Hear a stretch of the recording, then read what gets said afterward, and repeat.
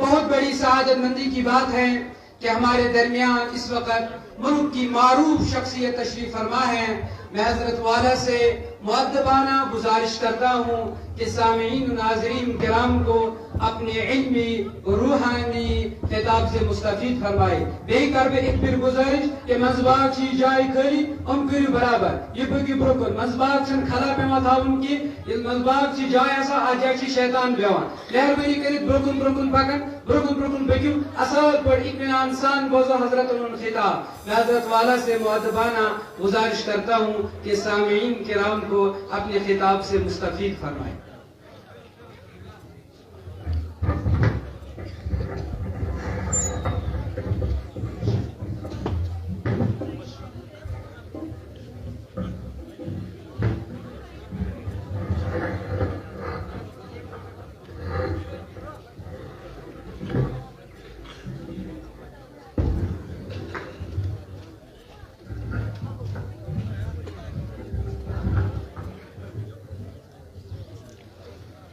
بسم اللہ الرحمن الرحیم.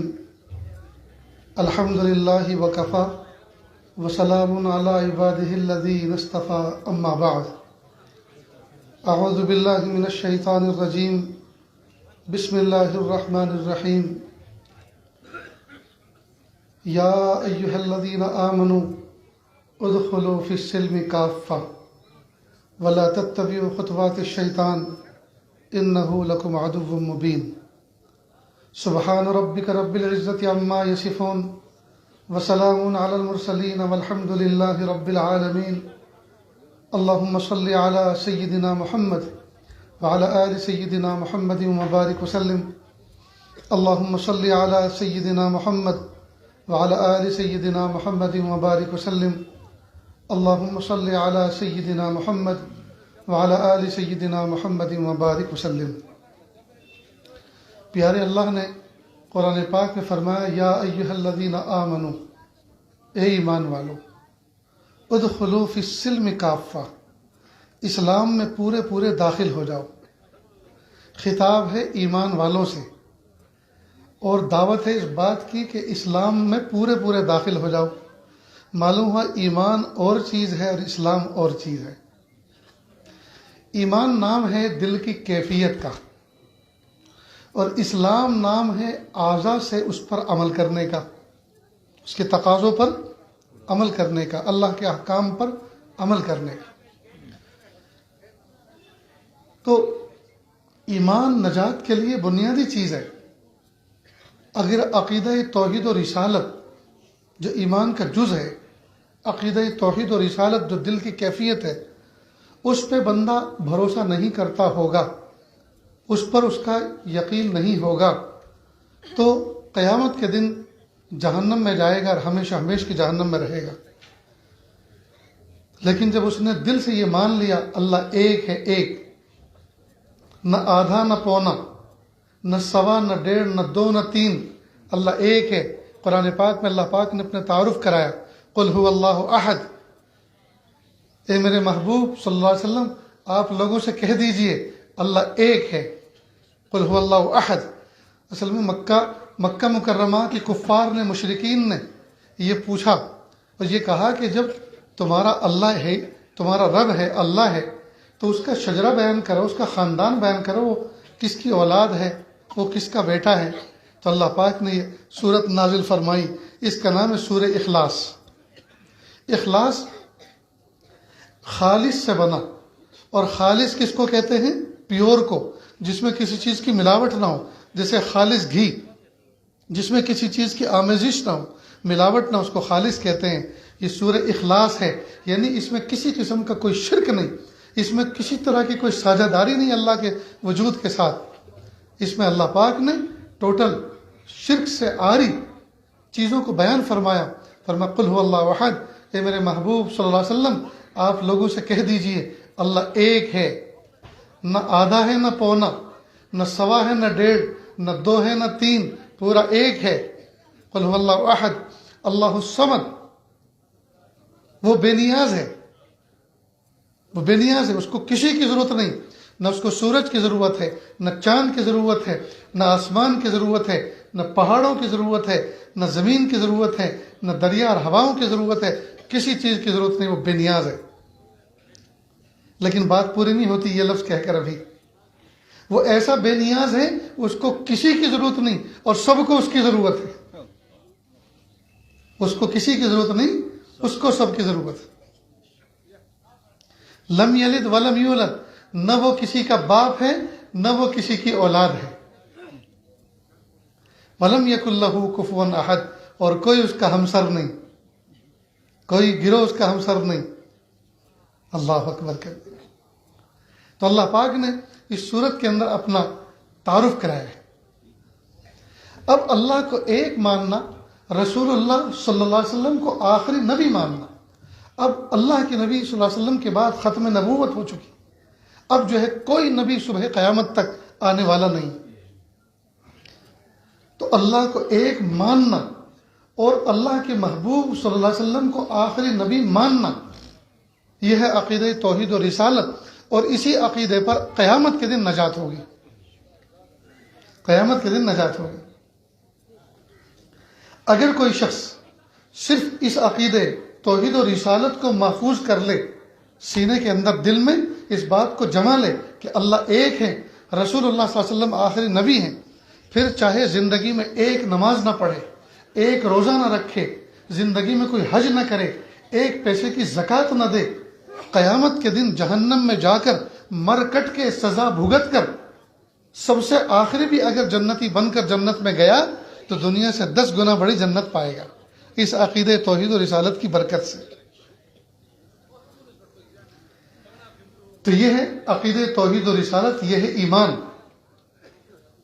لہذا کہا یا ایھا الذین آمنوا، اے اللہ کو ایک ماننے والو، اے محبوب صلی اللہ علیہ وسلم کو آخری نبی ماننے والو، ادخلوا فی السلم کافہ، اسلام میں پورے پورے داخل ہو جاؤ۔ یعنی نجات تو تمہارے ایمان پر ہوگی، لیکن اگر تم نے اعمال نہ کیے، اسلام کے احکام پہ عمل نہ کیا، تو جہنم کے اندر بڑا دردناک عذاب ہے۔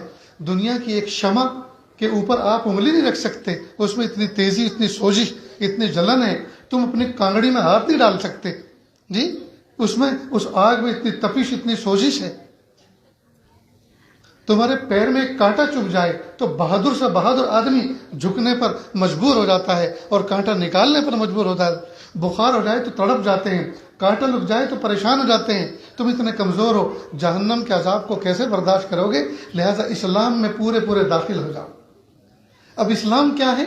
اسلام نام ہے لائف اسٹائل، زندگی گزارنے کا طرز، زندگی گزارنے کا طریقہ۔ ہم بیٹھیں تو کیسے بیٹھیں، ہم اٹھیں تو کیسے اٹھیں، ہم چلیں تو کیسے چلیں، ہم برتاؤ کریں تو کیسے کریں، کسی کے ساتھ بیہیو کریں تو کیسے کریں، ہمسایوں کے ساتھ کیسا معاملہ کریں، بچوں کے ساتھ کیسا معاملہ کریں، بڑوں کے ساتھ کیسا معاملہ کریں، ہم خوشیاں منائیں تو کیسے منائیں، ہم غمی منائیں تو کیسے منائیں، ہم رسم و رواج کریں تو کس طرح کریں۔ اسلام نے دوستو ہر قدم پر ہماری رہبری کی، ہر قدم پر رہبری کی۔ پیدائش کی صبح سے لے کر وفات کی شام تک انسان کی زندگی میں جتنے مرحلے آتے ہیں ان تمام مرحلوں پر واضح ڈائریکشن، واضح ہدایات دی ہیں۔ اگر آپ پر غم ہو تو آپ صبر کریں، اللہ کی طرف رجوع کریں، اگر آپ پر نعمت ہو تو آپ شکر کریں، آپ شکر کریں، اللہ کی طرف رجوع کریں۔ غم کے اندر آپ نڈھال نہ ہو جائیں اور خوشی کے اندر آپ متکبر نہ ہو جائیں، آپے سے باہر نہ ہو جائیں، ہر چیز انڈر کنٹرول رہے۔ یہ پورا کا پورا اسلام ہے دوستو۔ تو اسلام کس کو کہتے ہیں؟ طرز زندگی کو، طرز حیات کو، لائف اسٹائل جس کو انگلش میں کہتے ہیں۔ ہم کھائیں تو کیا کھائیں، پئیں تو کیا پئیں۔ ہم ہر چیز نہیں کھا سکتے، ہم ہر چیز نہیں پی سکتے۔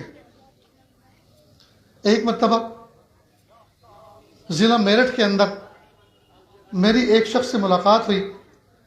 میں یہ اب سے تقریباً 20-25 سال پہلے کی بات ہے، میں اپنے بھائی کی اسکوٹر لے کر کہیں جا رہا تھا تو اس میں کچھ آواز آ رہی تھی، تو میں نے بھائی کو کسی STD PCO سے فون کیا کہ آپ کا جو اسکوٹر میں لے کر گیا اس میں کچھ ایسی آواز آ رہی ہے۔ تو کہا آپ جب گاؤں میں داخل ہوں تو وہاں ایک ریپیئر کرنے والا ایک ہندو بھائی ہے، اس کے پاس لے جانا، اس کو ذرا چیک کرا دو۔ تو اس نے میری خد و خال کو دیکھا، کہا آپ ان کے بھائی ہیں؟ کہ جی میں ان کا بھائی ہوں۔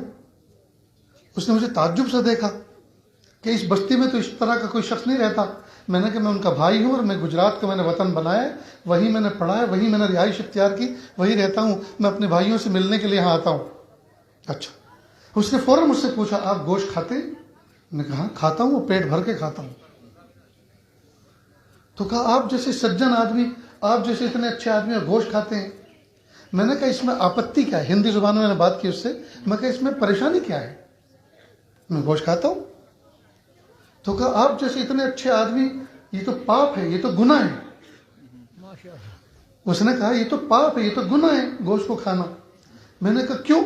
کہا یہ کسی جیو کو مارنا ہوتا ہے، کسی ذی روح کو مارنا ہوتا ہے، جیو ہتیا ہے۔ تو میں نے ان سے پوچھا کہ آپ مچھر مارتے ہیں؟ کہ ہاں مارتے ہیں۔ سر میں جو ہو جاتی ہے اس کو مارتے ہیں؟ اس کو مارتے ہیں۔ میں نے کہا بکرے کو اور مرغی کو ہم مارتے ہیں، مچھر کو اور جو کو تم مارتے ہو، تو دونوں پاپی ہوئے، آپ بھی پاپ کرتے ہیں ہم بھی پاپ کرتے ہیں، تو پاپ کون ہوا؟ گنہگار تو دونوں ہوئے۔ اب وہ حیران۔ میں نے کہا بہت سارے جانداروں کو آپ مارتے ہیں۔ کینسر میں جو جراثیم ہوتے ہیں لاکھوں کروڑوں روپے خرچ کر کے آدمی ان کا علاج کرواتا ہے، مارتا ہے۔ اب یہ کرونا کیا تھا؟ کرونا بھی تو ایک زیرو تھا نا، وہ بھی تو اللہ کی ایک مخلوق تھا۔ کرونا کو مارنے کے لیے حکومتوں نے خزانے کھول دیے تھے، سینیٹائزر کے اور ماسک کے اور پتہ نہیں کس کس چیز کے۔ کرونا مارا کہ نہیں؟ تو ساری کی ساری دنیا، ساری کی ساری حکومتیں یہ ہتیا کرنے والی پاپی ہیں کہ نہیں؟ سب کو پھانسی پہ چڑھانا چاہیے کہ نہیں؟ کہ کیوں یہ پاپ کیا؟ پالو اس کو، رکھو، سنبھال کے رکھو۔ ہائے ہائے۔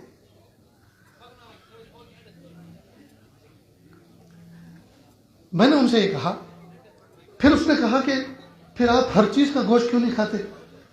میں نے کہا ایک بات میں کہوں گا تو آپ کو برا تو نہیں لگے گا؟ کہ نہیں بات کر رہا ہوں تو برا اس میں کیا؟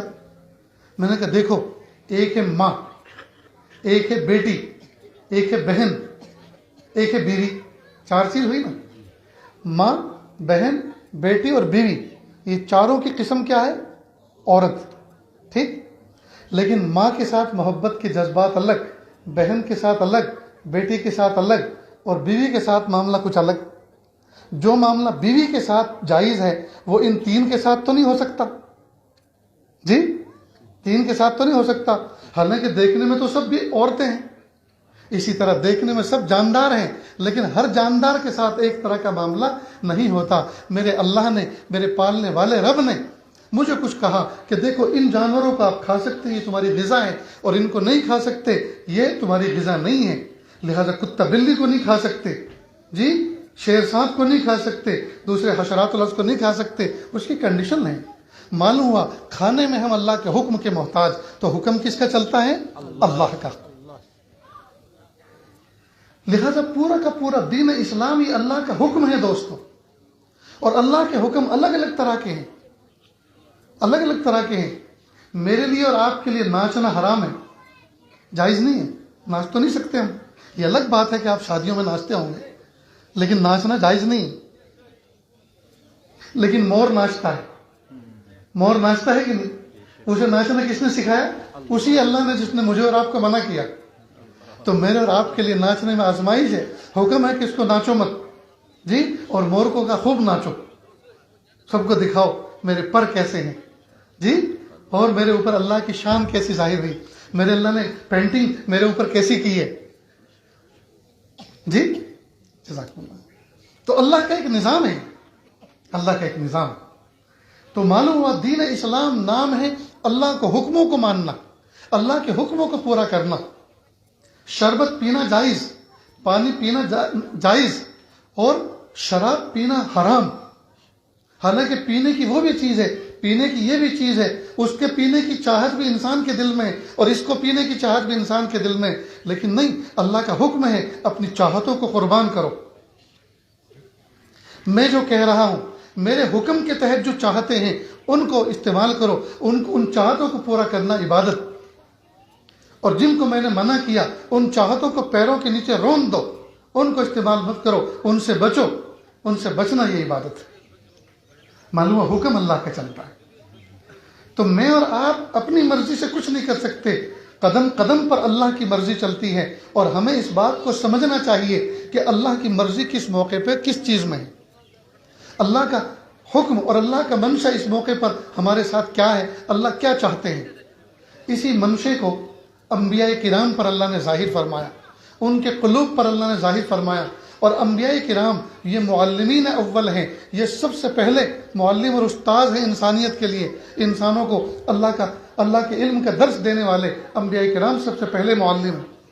لہٰذا ان سے جو علم چلا یہ علم نبوت کہلاتا ہے، یہ علم الہی کہلاتا ہے، اور اسی کا سیکھنا اور اسی کو پر محنت کرنا اور اسی پہ عمل کرنا، یہی ہماری زندگی کا منشا ہے، یہی ہماری زندگی کا مقصد ہے، اسی پر عمل کر کے اللہ کے رضا کو ہمیں حاصل کرنا ہے۔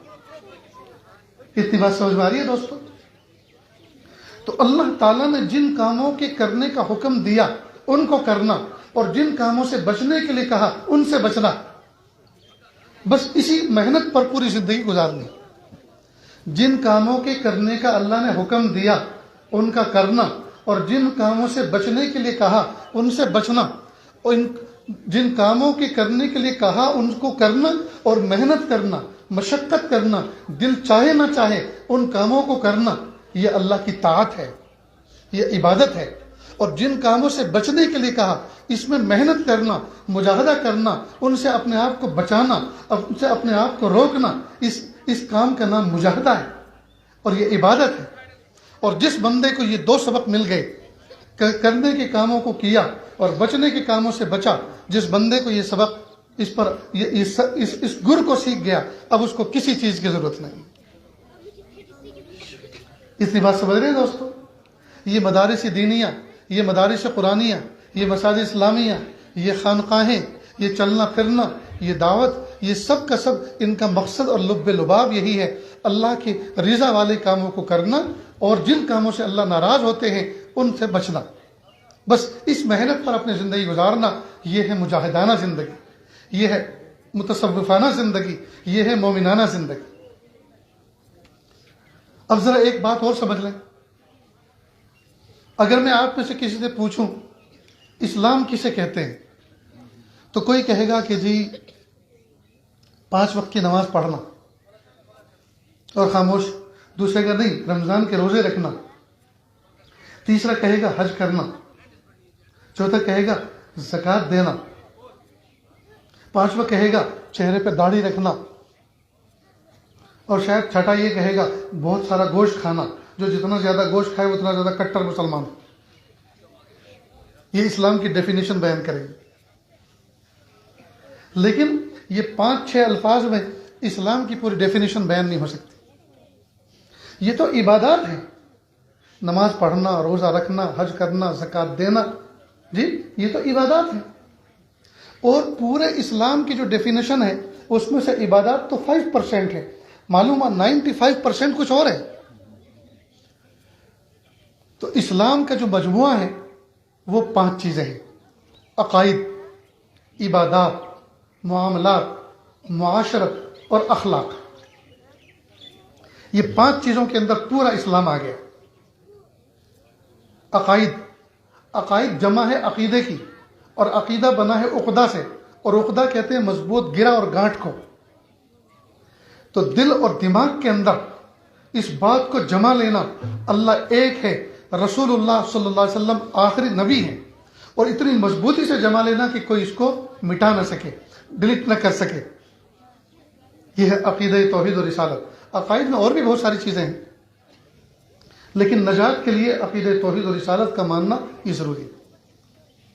پھر دوسرا ہے عبادات، اسلام کا دوسرا شعبہ ہے عبادات۔ عبادات میں نماز، روزہ، حج اور زکوٰۃ۔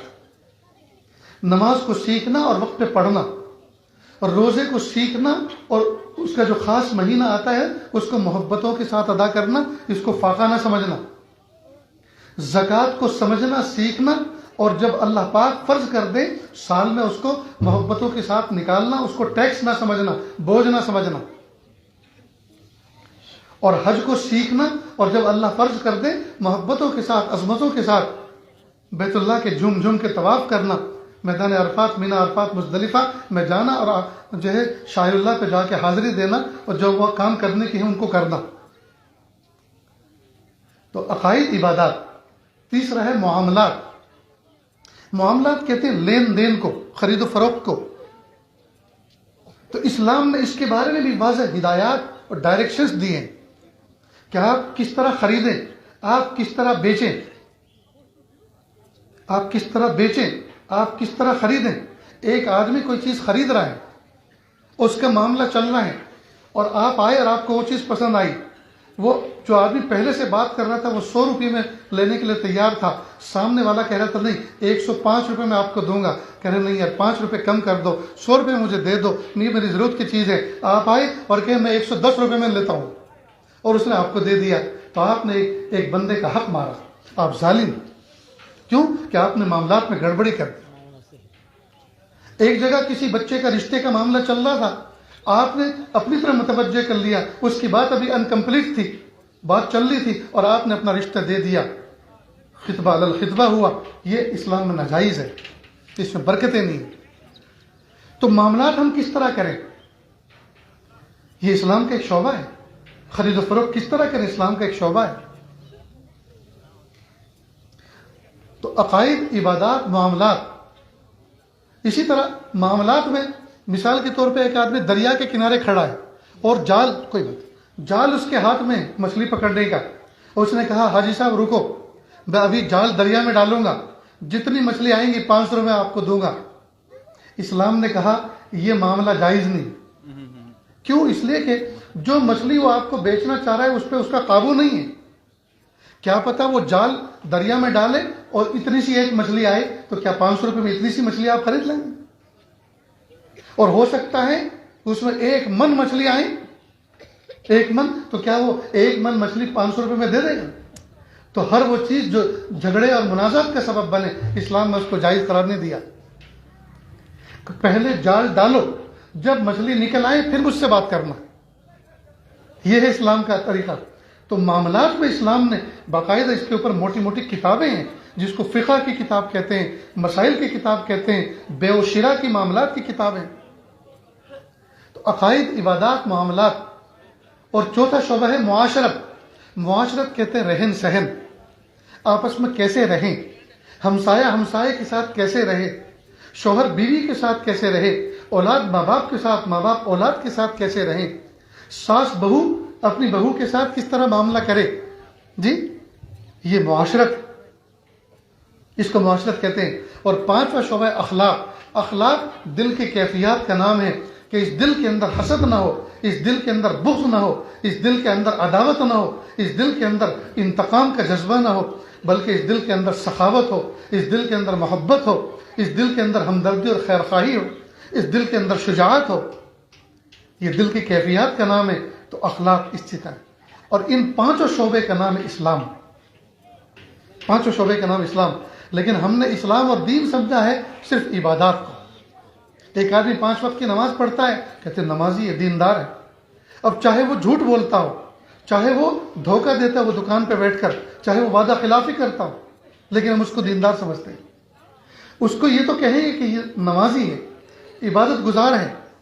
جی لیکن اس سے آگے ہم اس کے بارے میں مزید کچھ نہیں کہہ سکتے، اس لیے کہ اس کے تو معاملات گڑبڑ ہیں.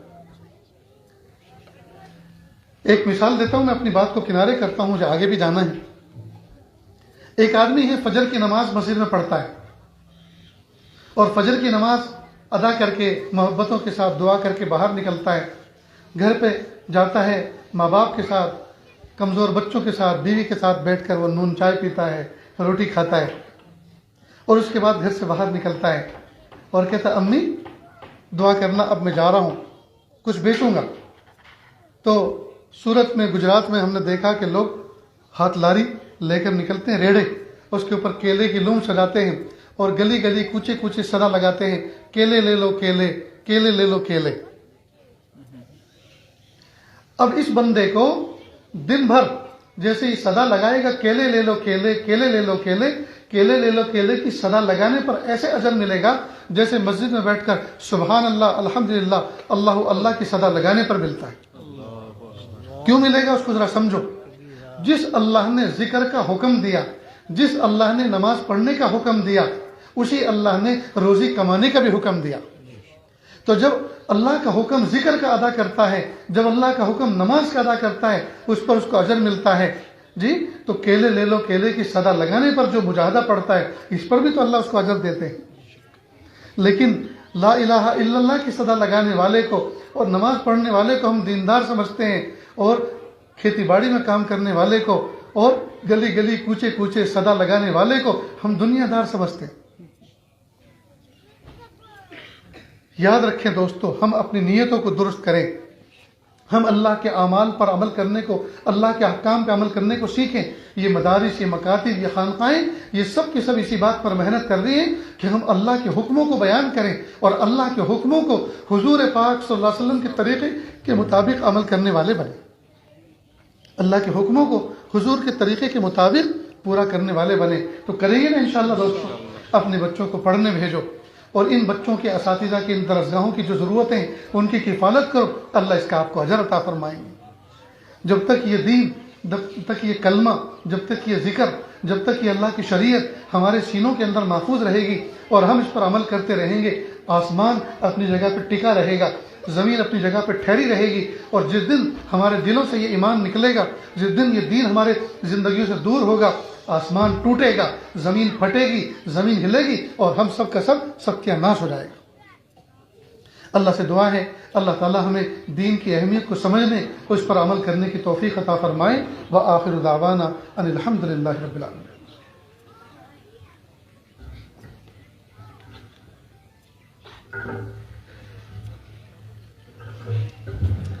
जज़ाकल्लाह शुक्र। बारक